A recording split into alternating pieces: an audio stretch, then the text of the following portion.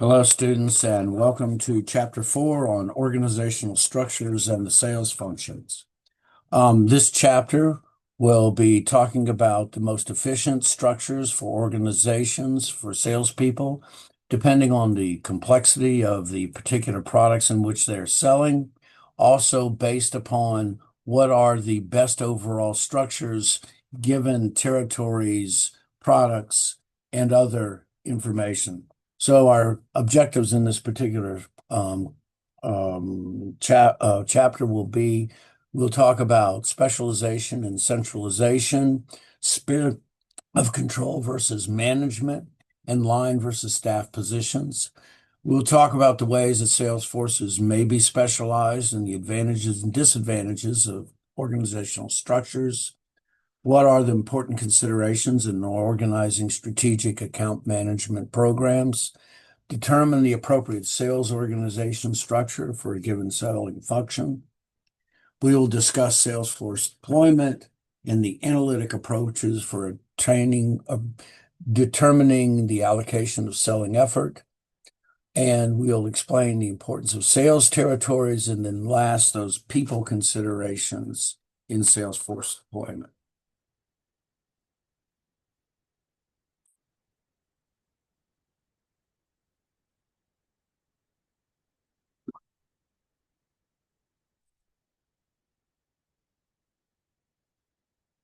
So let's first come up with some concepts.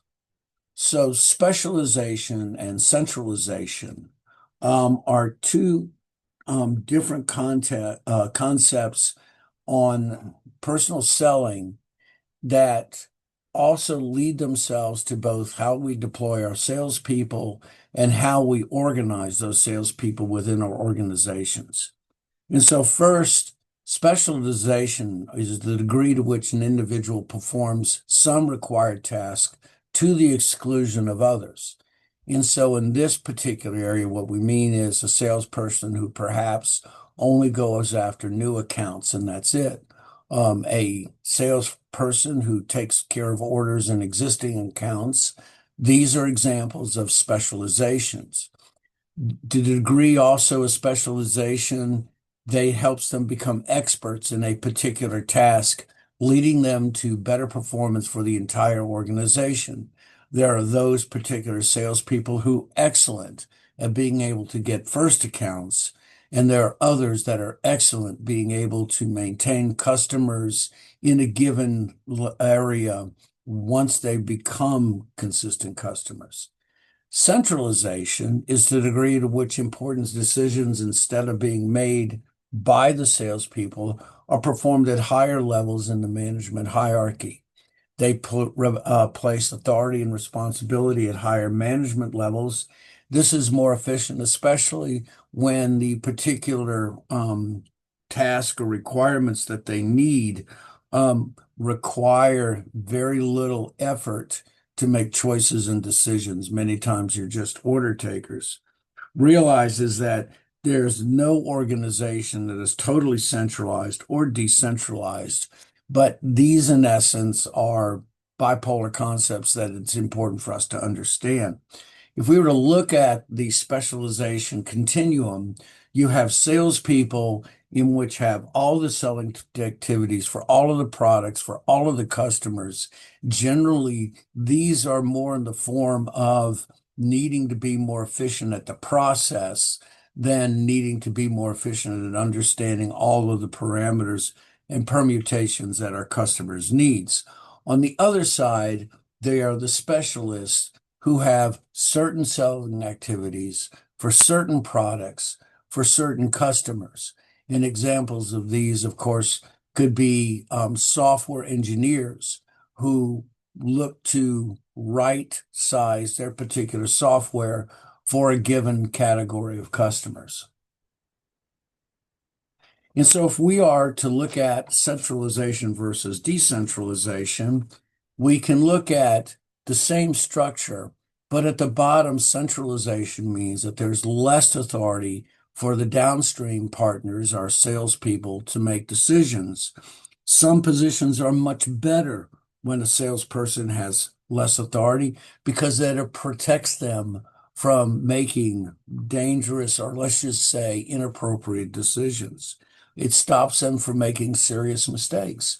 There are reasons why your particular salesperson at a Walmart has to be able to do things in a given manner, or at any department store, because it protects them from making a major mistake, that they don't have the authority to make choices, especially when returning goods and other things. Decentralization, especially when we're talking about higher, more complex products, the salespeople have more authority to make decisions. And quite simply, it's because it's better and more efficient.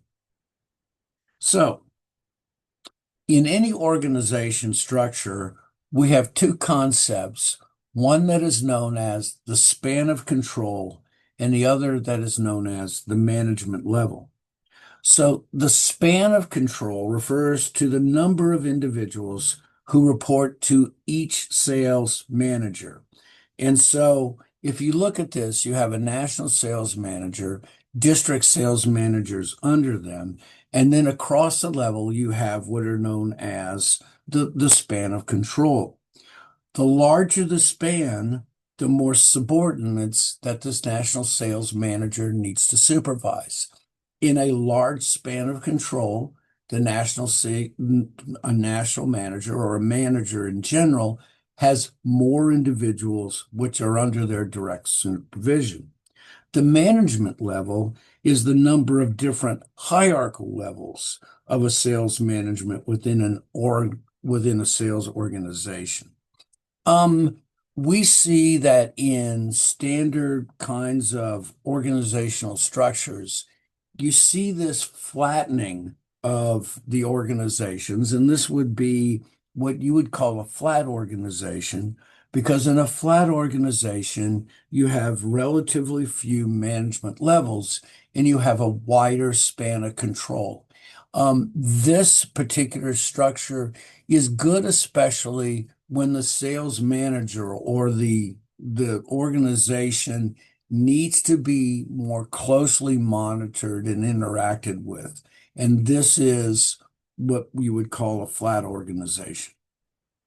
A tall organizational structure is more appropriate for centralized organizations, in which the upper management has more control over the particular downstream span of control. The span of control tends to increase at lower management levels because the number of managers, or the number of individuals, increase.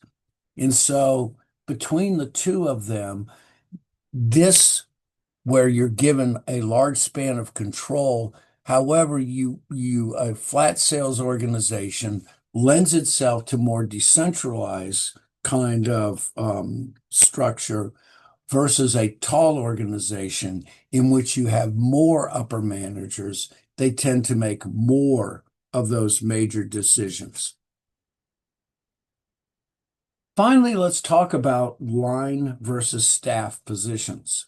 So a line position is any of these in the structure that you look at. These are part of the direct management hierarchy, that the managers have direct responsibility and are directly involved in the sales process. And so if you're looking at this in a sales organization, the sales manager goes to the regional manager, to the district, and then finally to the salespeople. You have direct authority and responsibility over each of them. Excuse me, a staff position are those individuals that are not in direct command. They do not directly manage people. They are responsible for functions within the system, such as recruiting and training, that are not involved with sales. Staff positions are very important, very valuable, especially in specialized structures.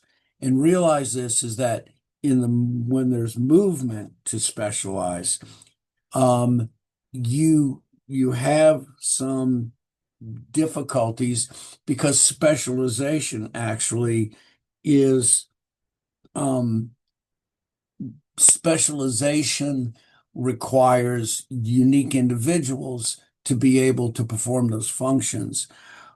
You also find many times that staff people are being eliminated and their functions are hired out to others who can perform those particular functions in a more efficient manner. And so generalized sales training and leadership and those kind of things, you find those things being lent out to other organizations to perform those particular functions, whereas specialized feels like is product specialization and those things, they tend to stay within the organizations themselves.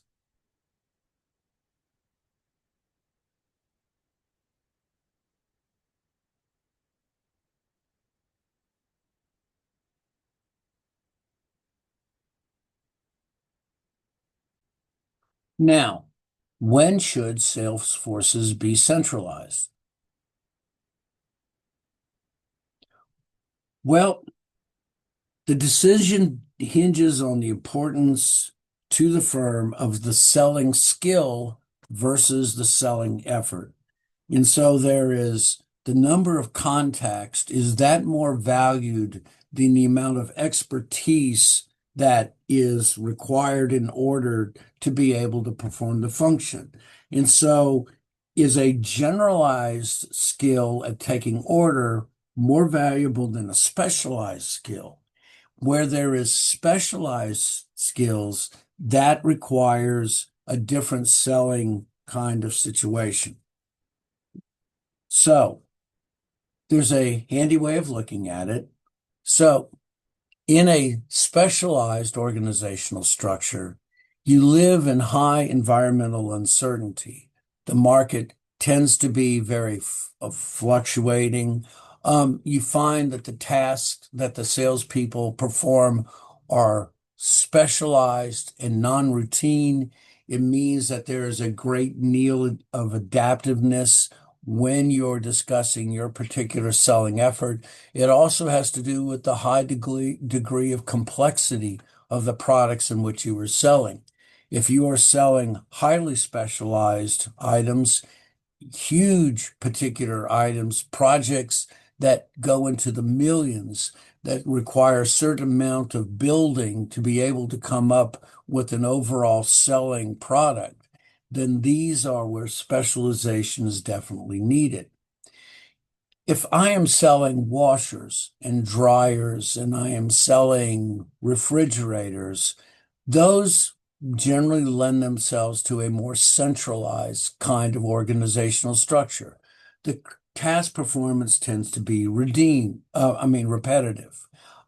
It requires effectiveness more than anything else, the ability to ask for the sale at the end of that particular interaction.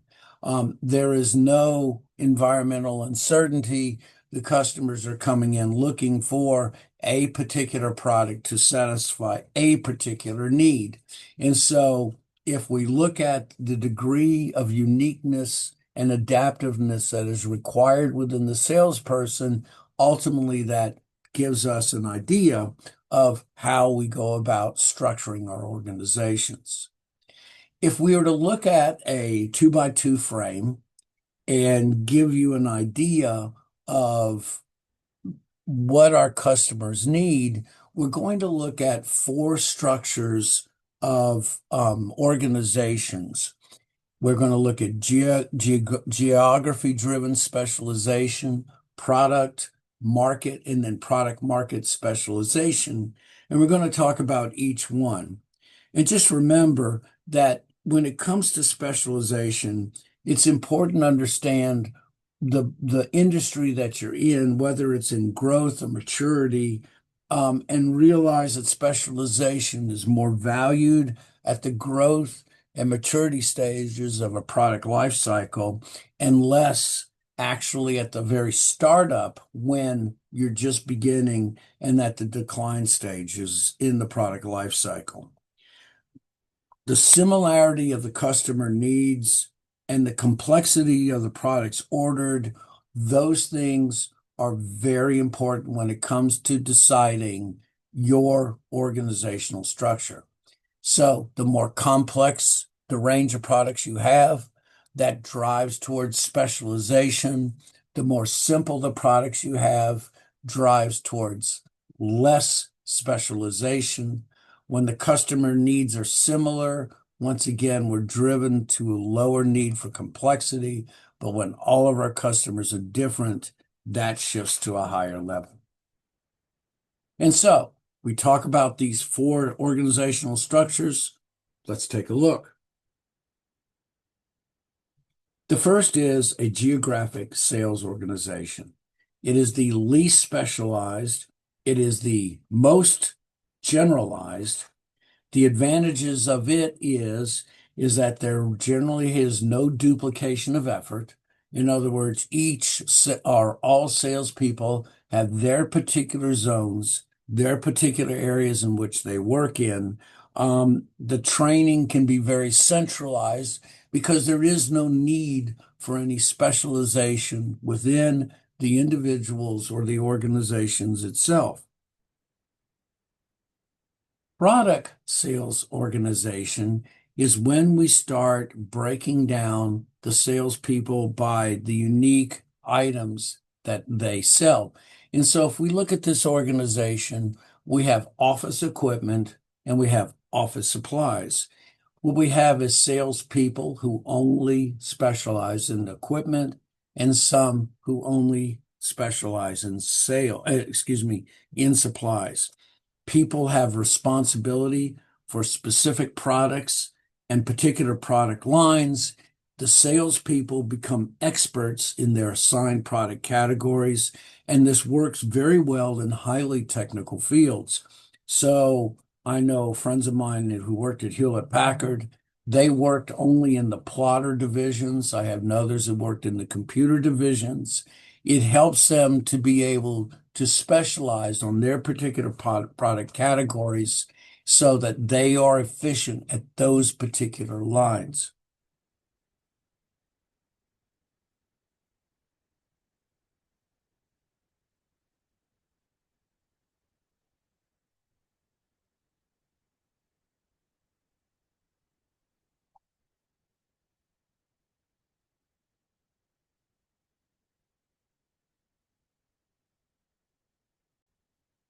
While some particular salespeople focus on a given product, other particular individuals specialize on unique markets.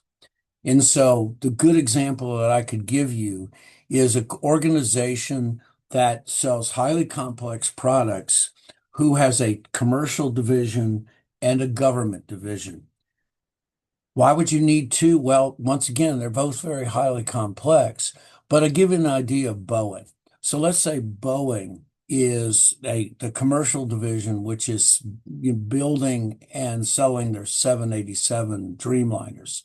Those particular items were built for a larger commercialized market that was meant to have a certain number of advantages for their particular clients in an overall complex field. The government, however, the way that you bid for goods within the government and the way that those goods are accepted are quite specific.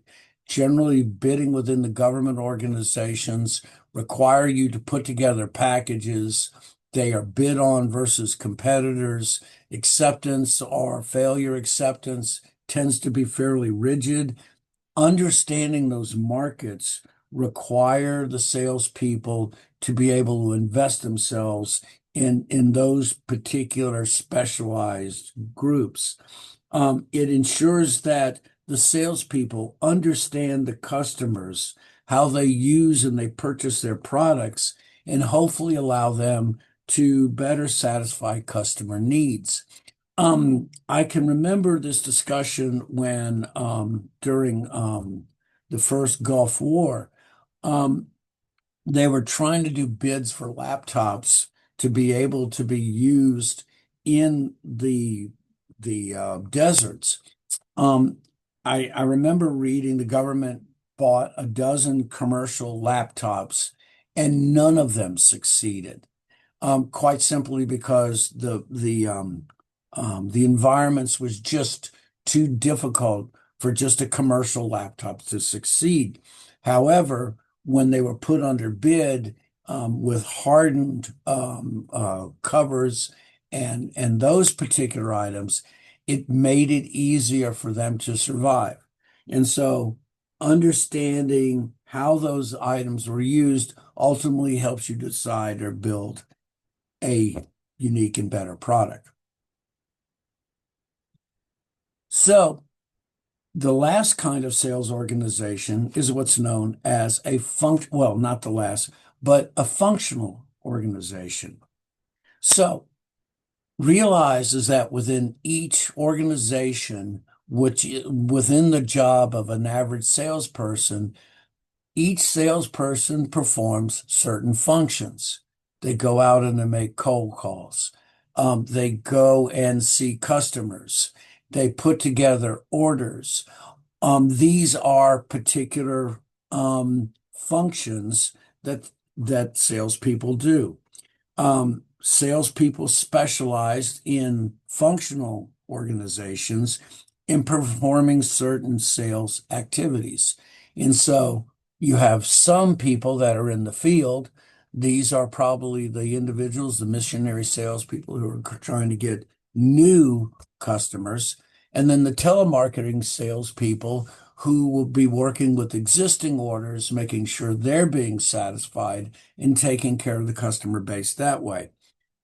Functional sales organizations allow or avoid the cost of the duplication of effort. You consider the scope of the functions that each salesperson does, and ultimately that helps you to perform at a more efficient manner. The last one, I should have said, is the hybrid sales function, which incorporates sales or several sales organization functions at the same time. And once again, tends to be the most complex of all. Functional organizations tend to be tall structures, which have more centralized functions, but they break down the particular functions and markets and products into a multi-unit tall structure to be able to ultimately satisfy all of the customer needs. So if we are to look at organizational structures and their advantages and in disadvantages, let's look at them. In a geographic structure, there's no geographic duplication, no customer duplication, fewer management levels and lower cost. The salespeople tend to be generalist in particular. The disadvantage is that if you need specialized functions, this is not the area to do it. Usually there's a lack of management control over product and customer emphasis. And so geographic tends to hopefully be for those products or items that do not require specialization. Product organizational structures allow salespeople to become experts in their product attributes and the applications in which they're used, especially if we're talking about items that are highly complex. Give an example, in medical field, there are individuals who are experts at bringing just one or two particular things like EKG machines. The management control over the selling effort is allocated to the products that they sell.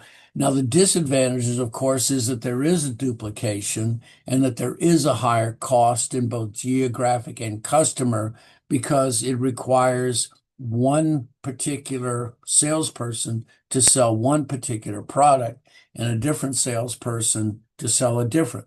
So you would have one individual who would be selling EKGs. You'd have another person selling EEGs. They would be specialists, but it would mean that more than one salesperson is visiting one different level. The market is being able for each allocated selling effort over different markets. So it would mean that you would have a government organization that would be working with just government products. You would have a commercial organization working with commercial ones. you get a better understanding of the needs of each customer, but once again, you still have the same duplication and high cost. But once again, if the products and the markets require that, you do it.